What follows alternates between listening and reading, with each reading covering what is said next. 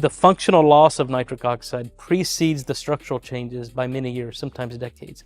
So the most important kind of metric for people that, and I think what you guys do is so important because you're trying to get ahead of the disease, right? Yes. Teach prevention instead of, Correct. Reactive medicine.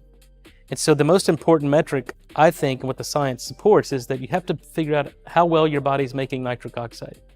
Because only when you become diagnosed with ischemic heart disease or cardiovascular disease or plaque in the lining of the blood vessels, now we recognize that you're 10 years past kind of the cause of that. Now we've got to implement strategies to not only restore nitric oxide production, and when we do that, we can actually reverse disease. So it's the most, in fact, it's been called the Holy Grail in cardiovascular medicine, and Nobel Prize in 1998, a Molecule of the Year in 1992. And today, I believe there's over 190,000 scientific papers published on nitric oxide. So 190. the evidence is clear that your body cannot and will not heal without nitric oxide.